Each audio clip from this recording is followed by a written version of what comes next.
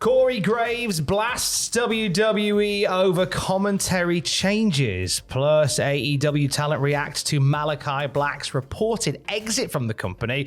And we have a Backlash 2025 rumor killer. It's all in the Cultaholic Wrestling News right now. Do the line. Oh my! The line from WTF about the man in our lead story. Oh, you've made a grave mistake, Corey. Did he make a grave mistake on Twitter? He might have done, Tom, because after last night's show went off the air just about, he took to Twitter and just basically said, I'm very unhappy at what's happened to me. Please help me, save me now. That's the TLDR. Here's the full version, in which on Twitter he says, imagine chasing your dream, then being told, not deciding, that you're no longer physically able to pursue your dream. Then you dedicate your life to something dream adjacent and being pretty effing awesome at it. And then when it's time to enjoy the fruits of your labor, being told you're not famous enough for your own job. Just in case you've wondered where I've been. So he moved to NXT, he moved to the shed. They put him in the shed when all the commentary shuffle took place with Mike Hall and Pat McAfee staying on Raw, Joe Tessitore and Wade Barrett doing SmackDown. Yes, and I can fully see where Corey Graves is coming from. If I was told that, and then because he is a very good commentator, and he's been a very good commentator for 10 years now, just about, I would be very, very upset if I was shafted to what is perceived by all, not me, but by all, as the third brand of WWE. PW Insider reporting there have been rumblings that Corey Graves was unhappy with his position in the company following the reshuffle. They add, we're told Graves is currently scheduled for tonight's NXT broadcast on CW Network. Whether this tweet is an indication of bigger issues remains to be seen, but it does not come across as if Graves is happy. I've got an adjacent view on this because, like yourself, saying you should be livid, and he should be livid. But I think Corey Graves has a little bit of the Dolph Ziggler about him. He's good anywhere you put him. Absolutely. And I think this is, and I know a few people in the radio industry that have been cursed with this in the sense that they are excellent wherever you put them on any part of the schedule, any part of the lineup. But because of that reason, they'll never put them anywhere full time because it's good to have a floating player that can just fill any gap that's needed. Corey Graves is an excellent play-by-play guy. He's an excellent color commentator. He can do it solo, as we've seen on WWE Speed. So he can do the entire thing. So why would you therefore landlock him to one position when he's somebody that you can just drop in at a moment's notice to fill any gap? Yeah, I can see where you're coming from. But then if I was Corey Graves, I saw Raw was on Netflix and Pat McAfee was there going, I'd be annoyed.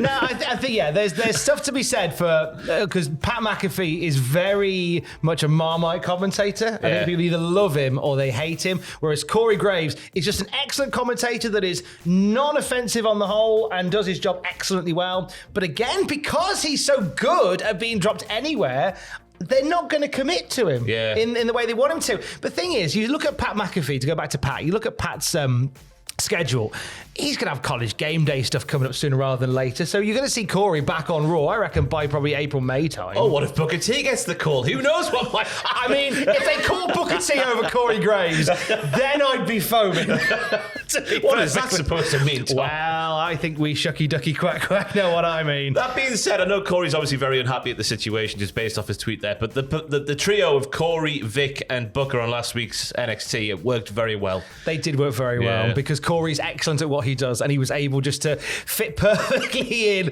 to that broken marriage that is Vic Joseph and Booker T. Is fantastic. That sexless marriage that is Vic Joseph and Booker T, and just make it work like a visiting house guests. We're going to keep an eye on Corey Graves' situation. Again, I know I laugh and joke about it, but genuinely I feel for him because he's made a rod for his own back, really, by being so good anywhere that they won't put him anywhere. More when we know more at cultaholic.com. Meanwhile, over in AEW, right, start the counter again. It's time to talk about Malakai Black leaving AEW. It's happening. It's finally been 4 days since we last talked about emotion. This feels like it's been, not at this point, but it feels like it's been like sort of inching towards more happening than not happening for at least...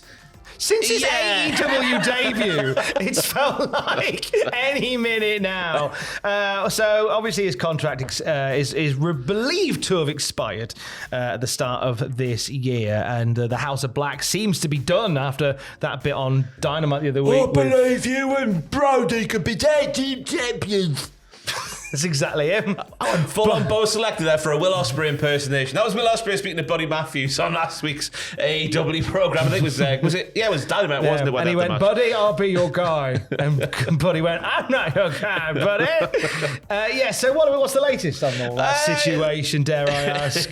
Malakai Black's AEW contract has believed to be expired around the start of this very year. An angle between Will Ospreay and Buddy Matthews on the January 8th edition of AEW Dynamite suggesting that Black was done because he not only mentioned tag team goal for Buddy, but Will also mention singles goal for Buddy as well. The Wrestling Observer reports that internally, people are happy that Black is gone from the company. Sources close to the Observer say that Black made it very clear he wanted to go back to the WWE, which is a possibility that's on the horizon if his reported departure turns out to be true. So Meltzer knows nothing. Yeah, pinch your salt as per when it comes to Wrestling Observer. But I mean, it's the one thing that you think of when you say, "Oh, people are happy," like good, he's gone, right? It could be the case of people instantly go, "Oh, thank goodness, he's a pain in the arse." It could just be like he's been desperate to go back for ages, so we're happy for him that he's going to go and do the thing that he wants to do. It could be that as well. But also, if you are Julia and Buddy and Brody of the House of Black, a package that has been fantastically presented when it has been used, you mustn't half be frustrated when like the figurehead of this stable is always looking to go elsewhere, and you're thinking, "I want to make things happen here, but I can't quite do it because you're not committed to be here for the long term." It's always felt like that way for at least a year at this point, for me anyway. Well, now it feels like those chains are off, and we're going to see what they do either as a rejuvenated House of Black, sans Malakai Black. If these reports are to be believed, we are yet to hear from Malakai Black in his car on Instagram Live to know whether or not this is the case, because that's normally what happens.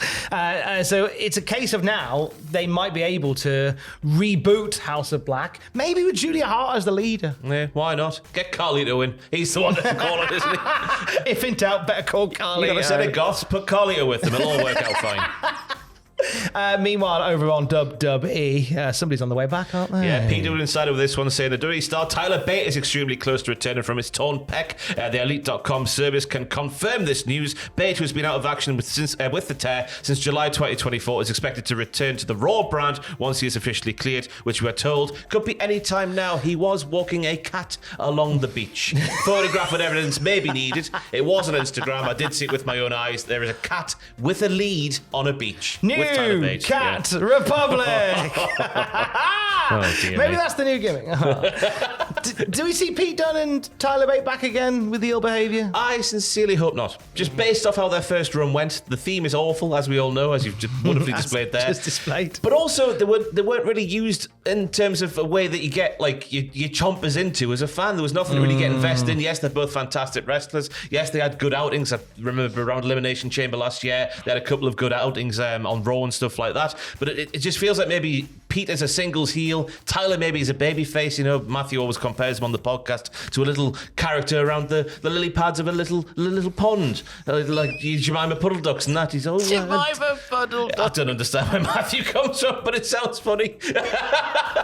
He's called a Jemima Puddle Duck. From now on, I'm Tyler on the lily pads.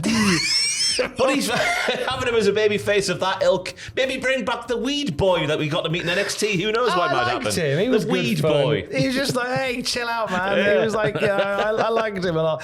Speaking of coming back, all right, okay, hang on. Can I just brace? Can I brace? Because last time I fell over. All right, okay. It's Jonathan Maguma!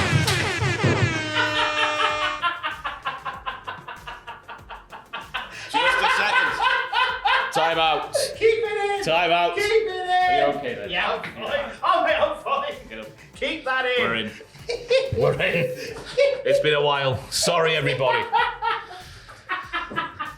Big breaking news from last night's Raw. JBL will appear next week on Raw. We don't know what capacity, but it makes JBL's first appearance in the WWE for several months. During that time, JBL, of course, has been around the world twice and then maybe once more time, appearing for TNA, knocking out Joe Hendry, bish bash bosh. Some people think this is a green screen, so we can confirm this is actual fence. Yes. And Tom is now bleeding from the back. It's fine. I only needed one kidney, it's okay. Yeah, so what's he gonna do, brother? Because last last time we saw him, he was just like lariating folk, like you said, Bish Bash and or Bosh. Yes, he could be. Wait, the last time we saw him in the WWE, he was managing Baron Corbin, was he not? Have we seen him since then? Oh gosh, surely was that the last time? With the little feud with Johnny Gargano. Flipping heck, Is that the last time? I think it might have been. Goodness me, he could manage someone. One thing I will say, that podcast he does with Conrad, he comes across as a lovely fella. He does come across really lovely. We've always grown up as JBL being a bully. He did that thing with Edge in the shower. He's a horrible guy, but my goodness me, what a stand-up guy he appears to be these days. Do you know what else they thought that about before they podcasted with Conrad? Jeff Jarrett. Yeah. So maybe if you're a wrestler with a bad rep, do a podcast with Conrad. Some. Looking forward to the Hulk Hogan podcast coming soon.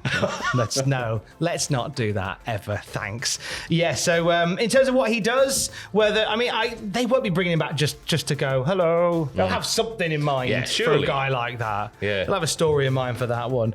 Meanwhile. This is a story killer, a rumor killer, if you will.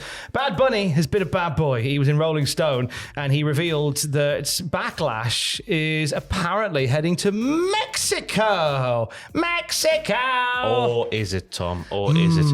This is what he was saying, Bad Bunny. I actually feel like it was good for them and for everyone. This is the Backlash in Puerto Rico that we saw, because I saw that last year in Backlash in France. Now it's going to Mexico, Bad Bunny adds. They saw it worked. Peter Insider have a report on this, don't they, Tom? Yes, they do. They say, we've heard from several in the company that this is not correct. We're told that there are no current plans for the event to emanate from Mexico. Also, in that same interview with Rolling Stone, Bad Bunny made it very clear that he wants to get back into the wrestling. He says, I want to scare my mother.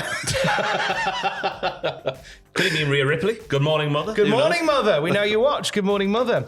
So Bad Bunny potentially back in the ring, but more importantly, if you've heard stuff about Backlash in Mexico, at least from what we are hearing from our sources and from PW Insider sources, anything. But it wouldn't shock me if they were to do something like that down the line. Especially with a certain Penta on the roster now. What a brilliant place that would be for him to get a singles title of some sort, potentially. Oh, yeah, headline the show with Penta. Yes. That'd be delicioso, mon frere. For the very latest wrestling news at any time, you can check out cultaholic.com. I was about to say, is it Hold and Give Day? It is, 4 Happy p.m. Hold and Give-mas. On the Hold and Give YouTube channel, I'll be doing my FIFA career mode with Sunderland and having a mental breakdown while doing so. YouTube on the youtube.com/Hold and Give. Are you all right there? Football.